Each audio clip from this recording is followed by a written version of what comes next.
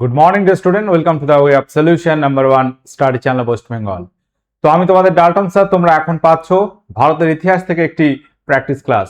তো এর আগে আমরা বেশ কয়েকটি প্র্যাকটিস ক্লাস করিয়েছি এবং আজকেও ইতিহাস থেকে এবং আধুনিক ইতিহাস থেকে আমরা আলোচনা করব। মূলত আজকে আলোচনা হবে ভারতবর্ষের ইতিহাসে গান্ধী যুগ থেকে। প্রত্যেকেই যারা ক্লাসে আছো দেখে রাখো আমাদের প্র্যাকটিস ক্লাস নাম্বার 5 হিস্ট্রি থেকে, এবং সমস্ত ক্লাস যেগুলো আমরা করাচ্ছি ইউটিউবে ফ্রি ক্লাস যেগুলো হচ্ছে, তোমরা আমাদের ক্লাসের link notification Telegram group the way of সলিউশনে পাবে, এবং আমরা যে পেড কোর্সগুলো করাচ্ছি TWS একাডেমি অ্যাপে পাবে। এই অ্যাপ তোমরা প্লে স্টোর থেকে ডাউনলোড করতে পারবে এবং সেখানে পেড কোর্স অপশানে তুমি দেখলে আমাদের নতুন ব্যাচগুলো তুমি দেখতে পাবে। বিভিন্ন পরীক্ষা ভিত্তিক ব্যাচ কিন্তু আমরা করাই। তো যদি প্রয়োজন থাকে, তুমি যদি চাও আমাদের কাছে পড়বে, WBPKPর জন্য আমাদের নতুন ব্যাচ রয়েছে, live batch, combined batch, SSC GDর MTS batch, NM GNM এর একদম নতুন ব্যাচ আগামী বছর পরীক্ষার জন্য, গ্রাম পঞ্চায়েতের ব্যাচ, WBKPর প্র্যাকটিস ব্যাচ। তো অনেক ধরনের ব্যাচ আমরা কিন্তু করিয়ে থাকি। তো আজকে আমরা মূলত ডিসকাস করব ভারতের ইতিহাসে গান্ধী যুগ থেকে। ওকে, প্রত্যেকে যারা কানেক্ট আছো, গান্ধী যুগ কবে থেকে শুরু হচ্ছে মানে সেইগুলো আমরা ডিসকাস করব। 1915 থেকে 1947 এই সময়কালের মধ্যে। তো এটা মডার্ন হিস্ট্রি একটা ক্লাস তুমি বলতে পারো, এবং আজকে আমরা পার্ট 1 আলোচনা করব। আবার একটা ক্লাস হবে গান্ধী এরা থেকে পার্ট 2। কোশ্চেন নাম্বার 1 বলো। কোশ্চেন নাম্বার 1 বলছে, মহাত্মা গান্ধী দক্ষিণ আফ্রিকা থেকে ভারতে স্থায়ীভাবে কবে ফিরে আসেন? তো আমরা প্রত্যেকে কম বেশি এটা জানি যে মহাত্মা গান্ধী পেশাগত দিক থেকে একজন ব্যারিস্টার ছিলেন, এবং তিনি গুজরাটের এক ব্যবসায়ীর কেস লড়তে দক্ষিণ আফ্রিকা যাত্রা করেন এবং সেখানে বহু বছর কাটিয়েছেন। এবং সেই দক্ষিণ আফ্রিকা থেকে পরবর্তীতে আমরা দেখব তিনি ভারতে আসেন, ভারতে স্থায়ীভাবে ভারতের গণ আন্দোলনে সামিল হন, জাতীয়তাবাদ আন্দোলনে সামিল হয়েছিলেন। তো প্রথম একটা প্রশ্ন আসে যে গান্ধীজির প্রথম সত্যাগ্রহ কোথায় হয়, তাহলে সেটা মনে রাখবে দক্ষিণ আফ্রিকা। আমরা আসছি সেই আলোচনায়। দক্ষিণ আফ্রিকা থেকে ভারতে স্থায়ীভাবে ফিরে আসছেন 9 জানুয়ারি 1915। তাহলে তারিখটাও তোমাকে মনে রাখতে হবে, জানুয়ারি মাসের 9 তারিখ 1915 সালে। এবং এই দিনটাকে আমরা প্রবাসী ভারতীয় দিবস হিসেবে পালন করি।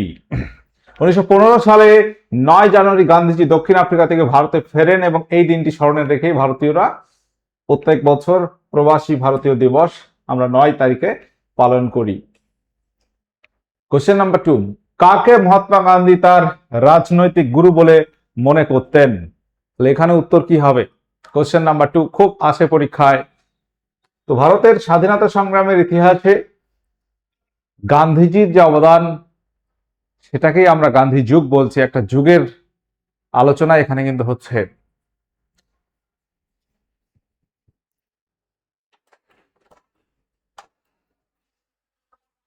ওকে, তো এখানে সঠিক উত্তর হবে গোপাল কৃষ্ণ গোখলে। GK গোখলে বা গোপাল কৃষ্ণ গোখলে, যাকে গান্ধীজি রাজনৈতিক গুরু মনে করতেন। তো গোপাল কৃষ্ণ গোখলে তিনি মূলত গান্ধীজিকে পরামর্শ কি দেন? ভারতে ফেরার পর গোপাল কৃষ্ণ গোখলের পরামর্শে গান্ধীজি সমগ্র ভারত ভ্রমণ করছেন এবং ভারতের রাজনীতিতে প্রবেশের সিদ্ধান্ত নেন। ভারতে গান্ধীজির পরিচালিত প্রথম সত্যাগ্রহ কোনটি? দেখো, প্রশ্নটার মধ্যে ইন্ডিকেট করে দেওয়া হয়েছে ভারতে। ভারতে গান্ধীজির পরিচালিত প্রথম সত্যাগ্রহ কোনটি? তার মানে অন্য কোথাও আগে করেছেন। দক্ষিণ আফ্রিকার নাটালে কিন্তু গান্ধীজি সত্যাগ্রহ করেছিলেন, সেটা কিন্তু প্রথম তার জীবনে আর কি। মূলত দক্ষিণ আফ্রিকায় যে সমস্যাটা আছে সেটা হচ্ছে শ্বেতাঙ্গ কৃষ্ণাঙ্গ, গায়ের রং নিয়ে সমস্যা। শ্বেতাঙ্গরা কৃষ্ণাঙ্গের উপর অত্যাচার করত, তার প্রতিবাদেই তিনি সেখানে আন্দোলন করেছিলেন। তো ভারতে আসার পরে আমরা দেখব বেশ কয়েকটা সত্যাগ্রহ তিনি করেছিলেন। তার মধ্যে প্রথম কোনটি? খেড়া সত্যাগ্রহ, চম্পারণ, আহমেদাবাদ, মিল ধর্মঘট হাওলাট Satyagraha. Option B is the right answer, Champaran Satyagraha. তোমরা প্রত্যেকে সঠিক উত্তর দিচ্ছ। 1917 সালে চম্পারণ সত্যাগ্রহ হয় এবং এই চম্পারণ জায়গাটা কোথায় তোমরা প্রত্যেকে বলতে পারবে? বিহারে। এই সত্যাগ্রহ কেন হয়েছিল, প্রেক্ষাপট কি ছিল, গান্ধীজিকে এই সত্যাগ্রহ কে আহ্বান করেন? তো এখানে আমরা দেখে নেব 1917 সালে বিহারে চম্পারণে নীলকর সাহেবদের 3 কাঠিয়া প্রথার বিরুদ্ধে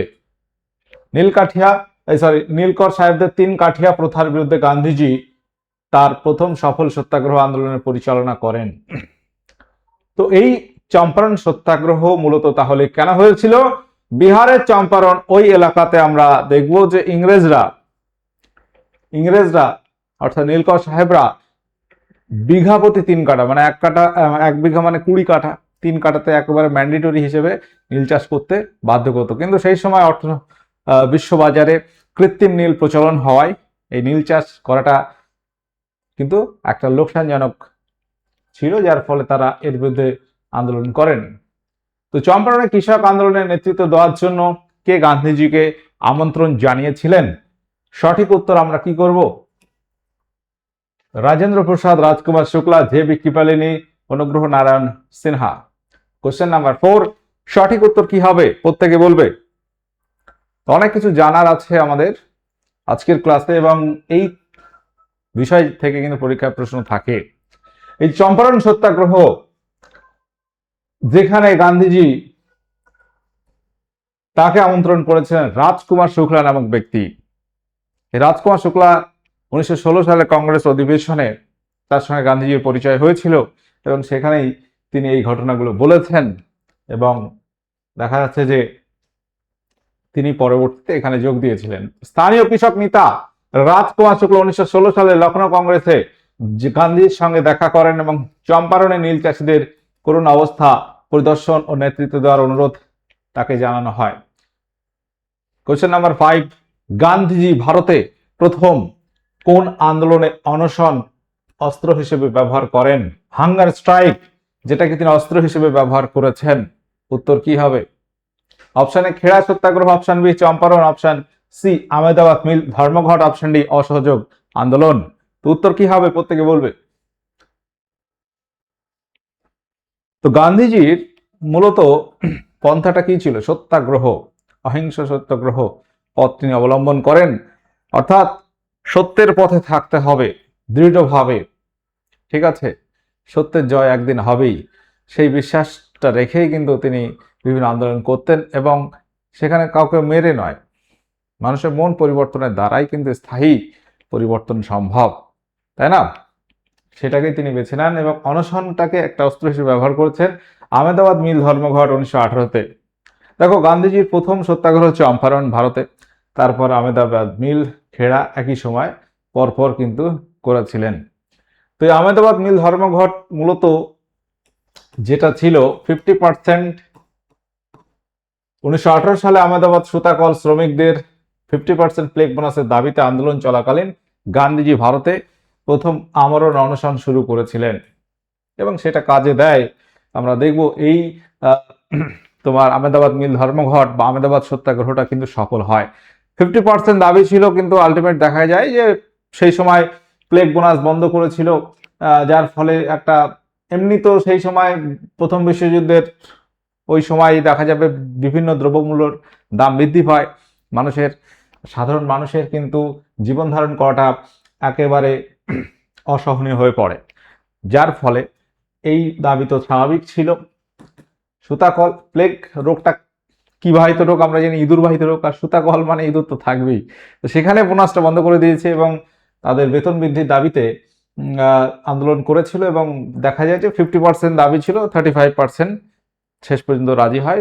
তারপরেও আমরা দেখব আন্দোলনটা 35 হলেও বিষয়টা কিন্তু বেড়েছিল বেতন। 1918 সালে খেড়া সত্যাগ্রহের, খেড়া এটাকে কোথাও তুমি খেদা সত্যাগ্রহ দেখতে পারো, কারণ এটা ইংলিশ বানানটাকে যখন আমরা বাংলা করি তখন কোথাও খেদা বা খেড়া বিভিন্ন রকম নামে আমরা পাই। তো 1918 সালে এই খেদা সত্যাগ্রহের প্রধান কারণ কি ছিল? সঠিক উত্তর কি করবে? নীল চাষে বাধ্য করা, ফসল নষ্ট হলে অতিরিক্ত ভূ রাজস্ব আদায়, অপশন সি লবণ আইন লঙ্ঘন, অপশন ডি বিদেশি পণ্য বর্জন। উত্তর কি হবে প্রত্যেকে? দেখো কোশ্চেনগুলো অনেকের কাছে খুব সহজ মনে হবে, বাট এগুলো তো আমরা আলোচনা করছি কি গান্ধীজির যে স্বাধীনতা সংগ্রামের ইতিহাস, সেটাকেই ভারতের ইতিহাসে গান্ধী যুগটাই আমরা আলোচনা করছি, যেগুলো এগুলো আমাদের তো বলতেই হবে। এবং এগুলো খুব পরীক্ষা আসে, তোমাদের অবশ্যই অবশ্যই কাজে লাগবে। কোশ্চেনগুলো তোমাকে বারবার প্র্যাকটিস করতে হবে, যারা আগে করেছো, তাহলে কি মনে থাকবে, পরীক্ষায় ভুলটা কম হবে। Option B is the right answer. তো গুজরাটের খেড়া জেলায় খরা সত্ত্বেও ব্রিটিশ সরকার কৃষকদের উপর যে কর বা ট্যাক্স নিত, এটা মকুব করতে অস্বীকার করে। তারা ট্যাক্স মানে দেওয়ার কোন রকম ভাবেই সামর্থ্য তাদের ছিল না, জোর করে রাজস্ব, অতিরিক্ত রাজস্ব আদায়, তার বিরুদ্ধে মূলত এই আন্দোলনটা ছিল। এবং এটা গান্ধীজি নেতৃত্ব দেয় এবং বল্লভভাই প্যাটেলও এই আন্দোলনে নেতৃত্ব দিয়েছিলেন।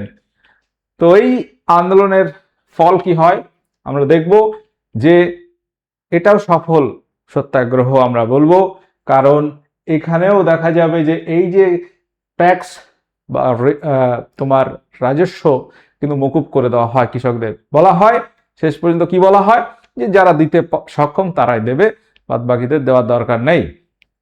তো পরপর আমরা দেখলাম 1917 এবং 18-তে দুটো আহমেদাবাদ মিল ধর্মঘট এবং খেড়া সত্যাগ্রহ এই ঘটনা। কোশ্চেন নাম্বার 7, গান্ধীজিকে প্রথম মহাত্মা উপাধি কে দিয়েছিলেন? খুব আছে পরীক্ষায় এবং এটা আমাদের প্রত্যেক বাঙালির জানা দরকার। গান্ধীজিকে আমরা মহাত্মা গান্ধী বলছি, তার প্রকৃত নাম কি? মোহনদাস করমচাঁদ গান্ধী। 1869 সালের 2রা অক্টোবর তার জন্ম হয়, ঠিক আছে। তো তার জন্মদিন 2রা অক্টোবর আমরা গান্ধী জয়ন্তী পালন করি, মাথায় রাখবে, সরকারি ছুটি 2রা অক্টোবর। গান্ধীজিকে মহাত্মা উপাধি দিয়েছিলেন আমাদের Kabiguru Rabindranath Thakur. Option C is the right answer. Okay, তো চম্পারণ সত্যাগ্রহের সফল নেতৃত্বের পর বিশ্বকবি রবীন্দ্রনাথ ঠাকুর মোহনদাস করমচাঁদ গান্ধীকে মহাত্মা উপাধি দেন। তাহলে এখানে option C is the right answer. আরেকটা প্রশ্ন যেটা খুব আছে, কি ভারতের গণপরিষদ এবং জনগণের উদ্দেশ্যে গান্ধীজিকে প্রথম জাতির জনক কে বলেছিলেন? ফাদার অফ নেশন কে বলেছিলেন? Option A Rabindranath Thakur, option B Subhash Chandra Bose, option C Chakravarti Raja Gopalachari, option D Sardar Vallabhbhai Patel. সঠিক উত্তর কি হবে? প্রত্যেকে যারা ক্লাসে আছো, সঠিক উত্তর নেতাজি সুভাষ চন্দ্র বোস কিন্তু বলেছেন, যে কোনো ব্যক্তি কিন্তু নয়, নামটা মনে রাখবেন, নেতাজি। আজকের দিনে অনেকে হয়তো বিভিন্ন ফেক হিস্টোরি, হোয়াটসঅ্যাপ স্টোরি শোনার পর ভাবে যে গান্ধীজির জন্য স্বাধীনতা পিছিয়ে গেছিল, এই হয়েছিল, তাই হয়েছিল। বাট আলটিমেট সত্য তুমি তখনই জানবে যখন ইতিহাসটা পড়বে, আলটিমেট ওই ফোনে নয়, বইতে পড়বে, ঠিক আছে, তখনই কিন্তু জানতে পারবে। এমন ব্যক্তি বলেছেন, নামটা হচ্ছে সুভাষচন্দ্র বোস। তাই না? এখন সাধারণ যে কেউ গান্ধীজির বিরুদ্ধে কথা বলে, বিষয়টা খুবই একটা প্যাথেটিক বিষয়, যেটা খুবই দৃষ্টিকটু একটা বিষয়, যেটা ভারতের যাকে বলা হচ্ছে জাতির জনক, তার কিন্তু একটা অপমান, আমার ভারতের অপমান। মানুষজন এখন ইতিহাস পড়তেই চায় না, ওই শুধু শুনবে হোয়াটসঅ্যাপে বা সোশ্যাল সাইটে বিভিন্ন জন লিখে দিল একরকম চিন্তাধারা দিয়ে, বাট সেটা তুমি যাচাই করবে, অবশ্যই যাচাই করবে। এবং বলেছেন কে? নেতাজি, যেটাকে বুঝতে হবে। আজকে নেতাজির নামেও বিভিন্ন রকম কটূক্তি করছে মানুষ, মানে কোন জায়গায় চলে এসছে আজকে, যেটা ভাবতেই অবাক লাগে। নেতাজির নামেও বাজে বাজে মন্তব্য। যাই হোক, 1944 সালের 6 জুলাই, দেখো এই কোশ্চেনটাও আছে যে জাতির জনক বলেছেন আমাদের নেতাজি সুভাষচন্দ্র বোস গান্ধীজিকে কবে, কোথা থেকে? সালটা 1944, সিঙ্গাপুর। সেখানে তিনি আজাদ হিন্দ রেডিওতে সম্প্রচারিত এক বক্তব্যে সুভাষচন্দ্র বসু গান্ধীজিকে প্রথম জাতির জনক বলে সম্বোধন করেছিলেন। তাহলে যে কোনো ব্যক্তি কিন্তু নয়, নামটা হচ্ছে নেতাজি। তাকে এই যখন বলছে, তখন আমরা একজন সাধারণ ভারতীয় কি করে গান্ধীজির বিরুদ্ধে আঙুল তুলি? কোনো ক্ষমতা আছে? সেই সময়টা বুঝতে হবে আজকের সময়ের সঙ্গে ট্যালি করলে হবে না। আজকে যেমন সোশ্যাল মিডিয়া অনেক আধুনিকতা হয়েছে, ভারতীয়রা নিজের পায়ে দাঁড়িয়েছে, কিন্তু সেই ব্যাকগ্রাউন্ডে যাদের ভূমিকা ছিল তাদের বিরুদ্ধে কথা বলা যায় না। ঠিক আছে, কোশ্চেন নাম্বার 9, ব্ল্যাক অ্যাক্ট বা কালো আইন নামে পরিচিত রাওলাট আইন এটি কত সালে পাশ হয়?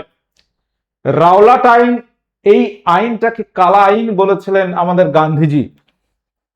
রাওলাট আইন সম্পর্কে তোমরা কম বেশি প্রত্যেকে জানো, এবং আমরা আগের ক্লাসেও কথা বলেছিলাম যে ইংরেজরা এমন একটা আইন পাশ করেছিল, সেই সময় সালটা কত, 1919 সাল। তখন লর্ড চেমসফোর্ড ভারতের ভাইসরয়, এবং আইনটা কি, সন্দেহ হলেই গ্রেপ্তার, কোনো রকম বিচার টিচার হবে না, জেলে ভরো, তারপর কতদিন জেল খাটবে তারপরে দেখা যাবে। তো এই আইনটা নিঃসন্দেহে একটি ব্ল্যাক অ্যাক্ট বা কালো আইন ছিল। 1919 সালে গঠিত স্যার সিডনি রাওলাটের কমিটির সুপারিশে এই আইন পাশ হয়। এর মাধ্যমে বিচার ছাড়াই ভারতীয়দের অনির্দিষ্ট কালের জন্য বন্দি রাখার ক্ষমতা দেওয়া হয়েছিল, মানে যে কোনো গণ আন্দোলনটাকে রুখে দেওয়ার জন্য। মানে একটা জিনিস তুমি ইতিহাস পড়লে বুঝতে পারবে, ইতিহাস পড়লে বর্তমানটা উপলব্ধি করতে পারবে, ভবিষ্যৎটা চলার পথ তোমার সহজ হবে, যে বোঝা যাবে যে এই হলে এই হয়। এই যে বিষয়টা, নলেজটা তো দরকার আমাদের, ইতিহাস অবশ্যই জানতে হবে, তাই তো। তো তুমি এই বিষয়টা দেখে বুঝতে পারবো কিভাবে তারা দমন করত, এবং আজকের দিনটাকে তুমি মেলাবে, চোখের সামনে সবকিছু বুঝতে পারবে। জালিয়ানওয়ালাবাগের হত্যাকাণ্ড কবে ঘটেছিল? কোশ্চেন নাম্বার 10, ভারতের ইতিহাসে একটা খুবই করুণ একটা দিন। দিনটা কত? 13ই এপ্রিল 1919। অপশন বি 10ই মার্চ। অপশন, দেখো 1919 সাল, এটা নিয়ে আর বিকল্প অপশন পড়ার দরকারই কি? অপশনে 13ই এপ্রিল। ঘটনাটা কেন ঘটেছিল প্রত্যেকেরই জানা। 1919 সালে যে রাওলাট আইন পাশ হলো, এবং এই আইনের দ্বারা যখন দুজন ভারতীয় বিপ্লবীকে গ্রেপ্তার করা হলো, এই দুজনের নাম কে বলতে পারবে? মনে আছে কারোর? নামটা মনে রাখবে যে পাঞ্জাবের অমৃতসরে রাওলাট আইনের প্রতিবাদে এবং নেতা ডক্টর সৈফুদ্দিন কিচলু এবং ডক্টর সত্যপালকে যখন এই আইনের দ্বারা গ্রেপ্তার করলো, গ্রেপ্তারের বিরুদ্ধে মানুষজন জমায়েত করলো, আয়োজিত শান্তিপূর্ণ একটা সমাবেশ হয়েছিল পাঞ্জাবের অমৃতসর জালিয়ানওয়ালাবাগ প্রান্তরে, এবং সেখানে মাইকেল ও ডায়ার তাদের নির্দেশে সাধারণ মানুষের উপর নির্বিচারে গুলি চালানো হয়, এবং বহু মানুষ সেখানে শহীদ হয়েছে, বহু মানুষ আহত হয়েছে। তো যে ঘটনাটা ভারতীয়দের বুকে আজকেও কিন্তু লাগে যখন এই কথাটা বলা হয়। কোশ্চেন নাম্বার 11, জালিয়ানওয়ালাবাগের হত্যাকাণ্ডের প্রতিবাদে কে তার নাইটহুড উপাধি ত্যাগ করেছিলেন? কোশ্চেন নাম্বার 11, কি হবে সঠিক উত্তর? মহাত্মা গান্ধী, রবীন্দ্রনাথ ঠাকুর, গোপাল কৃষ্ণ গোখলে, শ্রীনাথ দাস। তো আমরা প্রত্যেকে জানি এখানে উত্তর হয়ে যাবে রবীন্দ্রনাথ ঠাকুর। আমাদের বিশ্বকবি রবীন্দ্রনাথ ঠাকুর, তিনি কিন্তু তার ইংরেজদের দেওয়া নাইটহুড উপাধি বা সংক্ষেপে নাইট উপাধি, এটাকে আমরা বলে থাকি, ত্যাগ করেছিল। সালটা হচ্ছে 1919 সালের 30শে মে। এই নারকীয় হত্যাকাণ্ডের প্রতিবাদ জানিয়ে রবীন্দ্রনাথ ঠাকুর ব্রিটিশ সরকার দেওয়া নাইটহুড খেতাব ত্যাগ করেছিলেন। কোশ্চেন নাম্বার 12, খিলাফত আন্দোলন শুরু করার মূল কারণ কি ছিল? খিলাফত মুভমেন্ট এটা কবে হয়? তোমাদের জানা আছে নিশ্চয়ই, বলতে হবে খিলাফত আন্দোলনটা কবে হয়। খিলাফত আন্দোলনটা হয়েছিল 1919 সালেই। ঘটনাগুলো প্রায় সমসাময়িক সব ঘটনা একসঙ্গে পরপর হচ্ছে। এই খিলাফত আন্দোলন মূলত প্রথম বিশ্বযুদ্ধের পরে আমরা দেখব যে ইসলামিক যে খলিফাতন্ত্র ছিল, সেই খলিফাতন্ত্র অবসান ঘটায় ব্রিটিশরা, এবং ব্রিটিশ যেহেতু খলিফাতন্ত্র অবসান ঘটেছিল, এবং সেই খলিফাতন্ত্র পদটা সেই সময় ছিল তুরস্কতে। তুরস্কের খলিফার পদের মর্যাদা পুনরুদ্ধারের জন্য ভারতীয় মুসলিম সম্প্রদায়ের মানুষরা এগিয়ে আসে। ইংরেজরা তখন যেহেতু ভারত শাসন করছিল, তাদের বিরুদ্ধে তারাও কিন্তু আন্দোলনে নেমে পড়ে। তো এই প্রথম বিশ্বযুদ্ধের পর ব্রিটিশদের দ্বারা তুরস্কের খলিফার পদ সাম্রাজ্য খর্ব করার প্রতিবাদ 1919 সালে আলী ভ্রাতৃদ্বয়, এই আলী ভ্রাতৃদ্বয় কিন্তু নেতৃত্ব দিয়েছিল এই খিলাফত মুভমেন্টে, এবং নাম দুটো কি, শওকত আলী, মোহাম্মদ আলী হতে খিলাফত আন্দোলন শুরু করেন, এবং তারপর মাওলানা আবুল কালাম আজাদ বা আরো অনেকে নেতৃত্ব দিয়েছিল।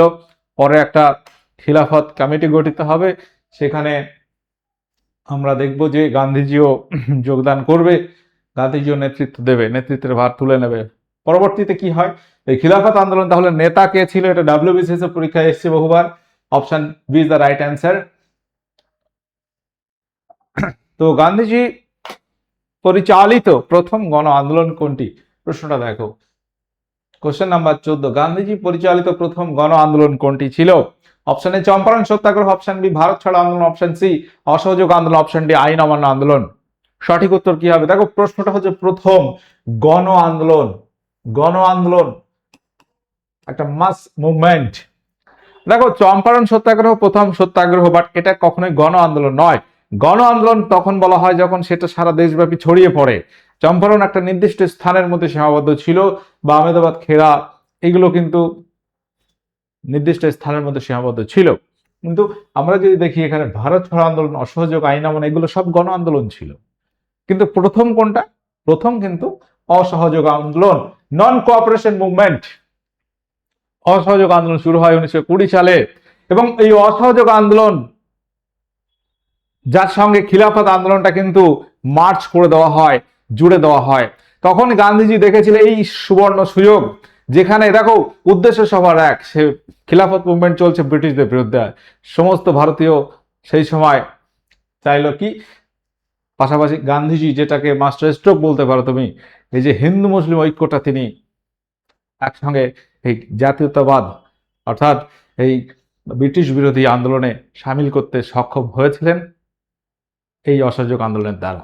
অর্থাৎ মুসলিম সম্প্রদায় বা হিন্দু সম্প্রদায় একসঙ্গে কিন্তু এবার আন্দোলনরত হয়ে যাচ্ছে অসহযোগ আন্দোলনে, যেটা কিন্তু গান্ধীজি করতে সক্ষম হন। এটাই কিন্তু গান্ধীজির মানে কি বলবো, এটা কৃতিত্ব বলা যেতে পারে, তাই না? একটা জাতীয়তাবাদ আন্দোলন বা গণ আন্দোলন একার দ্বারা হয় না। একটা ফুটবল টুর্নামেন্ট জিততে দেখবে কোনো বিশেষ একটা প্লেয়ার উপর ডিপেন্ডেবল হলে হয় না। সব প্লেয়ার যদি ঠিকঠাক খেলে তবেই কিন্তু ফাইনালি দেখবে কাপ পাওয়া যায়, তাই না?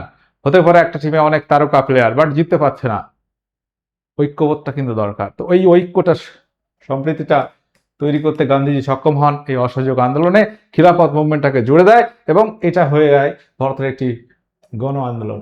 অসহযোগ আন্দোলন এর প্রস্তাব কবে গৃহীত হয়? দেখো অসহযোগ আন্দোলনের প্রস্তাব দুইবার গৃহীত হয়েছিল। প্রথমে একবার হয় বিশেষ অধিবেশন কলকাতাতে, লালা লাজপত রায়ের সভাপতিতে, কলকাতা, সেপ্টেম্বর, সেখানে একটা বিশেষ অধিবেশন হয়েছিল, পাশ হয়েছিল।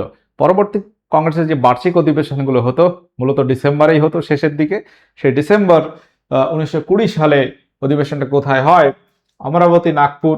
আচ্ছা 24-29 এগুলো আমরা বাদ দেবো, কারণ অসহযোগ আন্দোলন শুরু হয় 1920-তে। তাহলে option B is the right answer. 1920 সালের নাগপুর সেশন, যেখানে সেপ্টেম্বর এই অসহযোগ আন্দোলন প্রস্তাব আনুষ্ঠানিকভাবে গৃহীত হয়েছিল। তো প্রথম অধিবেশন যেটা আমরা বিশেষ বলছিলাম 1920 সালের সেপ্টেম্বরে কলকাতার বিশেষ অধিবেশনের প্রস্তাব এসেছিল, এবং ডিসেম্বর নাগপুর অধিবেশনে অসহযোগের চূড়ান্ত প্রস্তাব গৃহীত হয় শ্রী রাঘবাচারিয়ার নেতৃত্বে। কোন ঘটনার কারণে গান্ধীজি 1922 সালে অসহযোগ আন্দোলন প্রত্যাহার করে নেন? দেখো অসহযোগ আন্দোলন যেটা শুরু হয়েছিল মূলত 1922 সালের 1 আগস্ট। বাল গঙ্গাধর তিলক ওই দিন মারা যায়, এবং গান্ধীজি তথা জাতীয় কংগ্রেস ওই দিনে আন্দোলন একরকম শুরু করে দেয় 1920 সালের 1 আগস্ট। তারপর ডিসেম্বরে গিয়ে আবার আনুষ্ঠানিকভাবে পাশ হয়েছিল, এই আন্দোলন চলতে থাকে। ঠিক আছে, তো 1922 সাল 2 বছর হয়ে গেছে, এবং সেখানে গান্ধীজির মূলত এই আন্দোলনটার পদ্ধতিটাই ছিল অহিংস অসহযোগ, মূলত অসহযোগিতা, ব্রিটিশদের সমস্ত কাজে অসহযোগিতা করা। যারা সরকারি চাকরি করছে ব্রিটিশদের অধীনে ছেড়ে দাও, ব্রিটিশদের স্কুল বর্জন, ঠিক আছে, সব দেশীয় পণ্য গ্রহণ, দেশীয় স্কুল বা ইত্যাদি ইত্যাদি তৈরি করা, ব্রিটিশদের সমস্ত কাজে অসহযোগিতা, যেটা একটা চরম রূপ নেয়। এবং দেখা যায় যে 1922 সালের 5ই ফেব্রুয়ারি, কোথাও 4 ফেব্রুয়ারি আছে, বেশিরভাগ জায়গায় আমরা 5 তারিখ পাই, যে চৌরি চৌরা, উত্তরপ্রদেশের গোরক্ষপুর জেলার চৌরি চৌরা নামক গ্রামে কি হয় ঘটনাটা, যে এখানে বলা হচ্ছে যে একজন বিপ্লবীকে একজন পুলিশ অকথ্য অত্যাচার করে, এবং সেটার প্রতিবাদে গ্রামবাসী কি হয়, থানাটাকেই পুড়িয়ে দেয়, তারপরে জ্বালিয়ে দেয়। সেখানে 22 জন বলা হচ্ছে পুলিশ কর্মী মারা যায়। তো এখানে গান্ধীজি কিন্তু একরকম মানে ধাক্কা খায়। সেই সময় দেখো 1919 সাল মানে জালিয়ানওয়ালাবাগ হত্যাকাণ্ড ঘটেছে, এবং যার ফলে যদি ব্রিটিশরা দমন করে তখন কিন্তু ভারতে প্রচুর মারা যাবে। তো সেই ভয় থেকেই মূলত গান্ধীজি একটু পিছিয়ে আসেন। যেহেতু আন্দোলনটার পন্থা ছিল অহিংসা, অহিংসা নীতি লঙ্ঘিত হওয়ায় গান্ধীজি আন্দোলনটাকে স্থগিত করার সিদ্ধান্ত নেয়। 1922 সালের 25শে ফেব্রুয়ারি আনুষ্ঠানিকভাবে অসহযোগ আন্দোলন প্রত্যাহার করা হয়। যদিও এই আন্দোলনটা ব্যর্থ হয়, তারপরেও কিন্তু আন্দোলনের প্রভাবটা অনেক কিছুই ছিল। ভারতীয়রা একটা নতুন করে সুযোগ পায়। এখানে কিন্তু আমরা দেখব সেই সময় যারা নেতৃত্ব দেয়, তুমি যে নামগুলো জানো সবাই আছে। জওহরলাল নেহরু, সুভাষচন্দ্র বোস, চিত্তরঞ্জন দাস, ঠিক আছে, বল্লভভাই প্যাটেল, সবাই আছে। তো অনেকে মানে জিনিসটা মেনে নিতে পারেনি, খারাপ লাগে, কারণ একটা আন্দোলন চরম জায়গায় পৌঁছেছিল। সেই সময় কিছু জনের জন্য অনেকে বলেছেন যে কিছু ব্যক্তির জন্য সমস্ত ভারতীয়দের শাস্তি দিল গান্ধীজি। যাই হোক, কোশ্চেন নাম্বার 17, স্বরাজ্য পার্টি, স্বরাজ্য দল কত সালে কাদের দ্বারা প্রতিষ্ঠিত হয়? কোশ্চেন নাম্বার 17, 1920 সাল গান্ধীজি নেহরু, 1923 সাল চিত্তরঞ্জন দাস মতিলাল নেহরু, 25শে ভগৎ সিং রাজগুরু, অপশন ডি 1930 সুভাষচন্দ্র বোস। সঠিক উত্তর অপশন বি হবে 1923 সাল চিত্তরঞ্জন দাস মতিলাল নেহরু। এই যে অসহযোগ আন্দোলন, পরে একটা কি হবে, তোমার গান্ধীর সঙ্গে একটা মত পার্থক্য তৈরি হবে, যে হঠাৎ করে আন্দোলনটা বন্ধ করে দিল। তো দেখা যাবে তারা একটা নতুন পার্টি খোলে, স্বরাজ পার্টি, 1923 সালে। গান্ধীজি জীবনে মাত্র একবার কংগ্রেসের সভাপতি হয়েছিলেন, এটা আমরা জানি। সেটি কোন অধিবেশনে? দেখো, কোশ্চেনটা তোমরা নিশ্চয়ই পারবে, এটা প্রত্যেকের জানা আছে, আমার আর সময় নষ্ট করার এখানে দরকারই নেই। 1924 সাল বেলগাঁও সেশন। এই বেলগাঁও জায়গাটা কোথায় বলতে পারবে? কোন রাজ্যে বেলগাঁও, এটা কোন রাজ্যে? তো গান্ধীজি ব্যাকগ্রাউন্ডে পরিচালনা করছেন, তিনি আর কেন হবেন সভাপতি, তাই না? সেবার একটা এই স্বরাজ্য দল এটা ওটা দ্বন্দ্বর কারণে নিজেই হয়েছিলেন যে না আমি থাকি। 1924 সাল বেলগাঁওটা হচ্ছে কর্ণাটকে। কর্ণাটকের বেলগাঁও শহরে 1924 সালে অনুষ্ঠিত ভারতীয় জাতীয় কংগ্রেসের 39তম বার্ষিক অধিবেশনে গান্ধীজি একমাত্র প্রথমবারই এই সভাপতি পদ অলঙ্কৃত করেছেন, তারপরেও না, আগেও না। সাইমন কমিশন ভারতে কবে আসে? সাইমন কমিশন নিয়ে প্রশ্ন আসে, এবং এই কোশ্চেনটাই সব থেকে বেশি কনফিউজিং হয়ে যায়, কারণ গঠিত হয় একটা সাল, ভারতে আসে একটা সাল, তাই তো? 1927 সালে গঠিত হয়, 1928 ভারতে আসে, এটা তোমরা জানো। ফেব্রুয়ারি মাসে তারা ভারতে এসেছিল।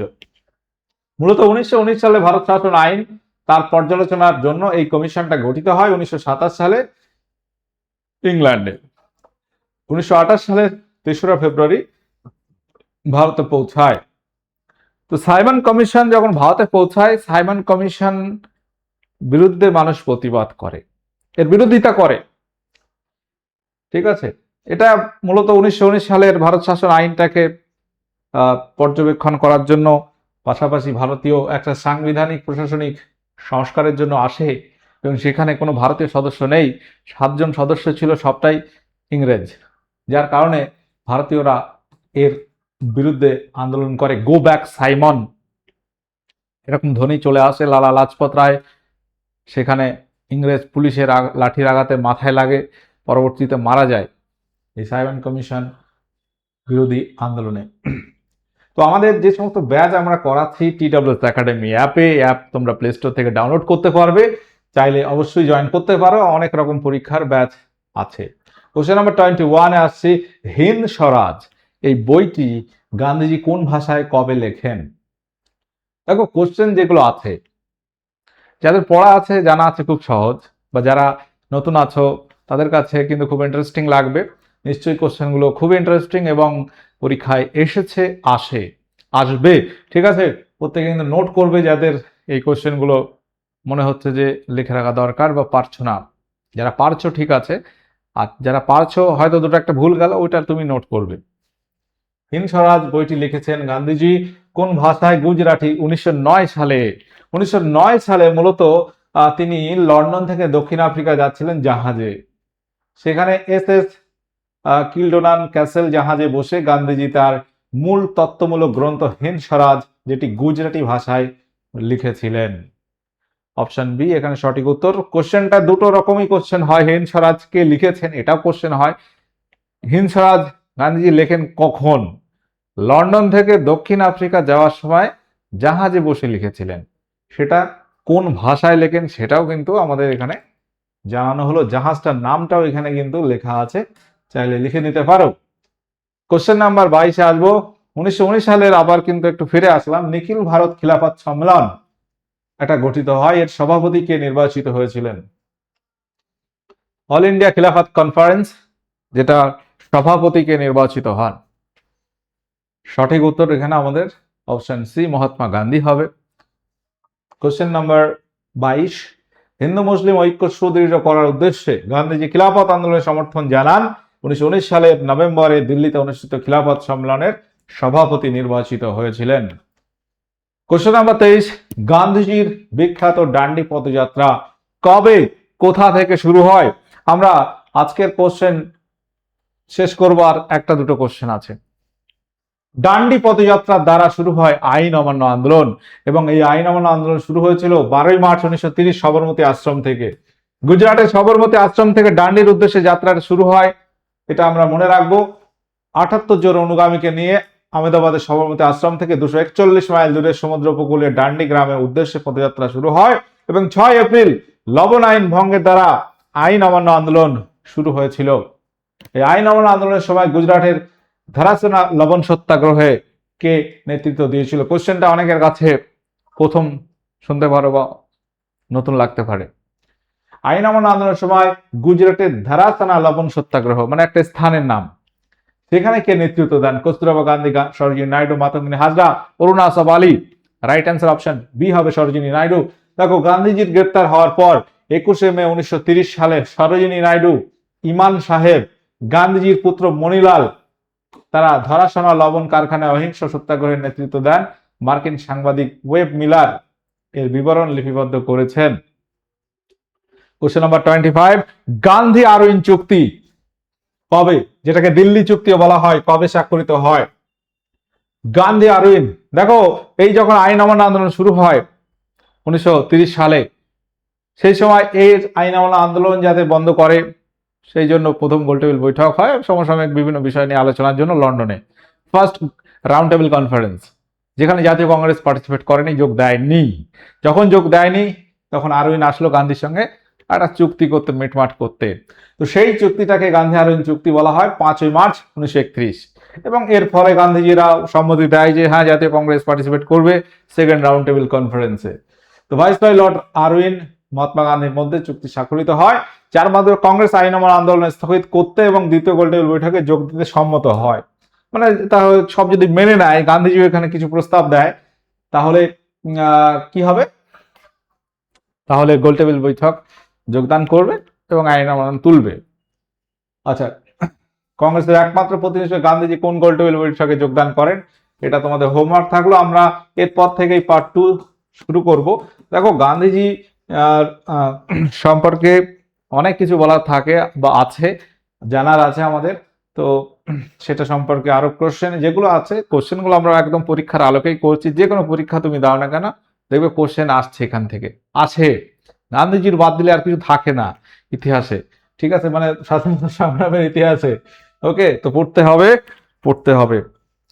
তো আমাদের ফ্রি ক্লাস কোথায় কোথায় হচ্ছে? 3টে এখন ইউটিউব চ্যানেলে হয়, সাবস্ক্রাইব করে রাখো, ক্লাসগুলো করতে থাকো। ফ্রি ক্লাস মানে এমন নয় যে একেবারে যা তা ক্লাস আমরা নিই। কোশ্চেনের কোয়ালিটি কন্টেন্ট তুমি যদি দেখো অবশ্যই অবশ্যই ভালো লাগবে। তো দেখা হচ্ছে পরবর্তী সেশনে। ওকে, বাই।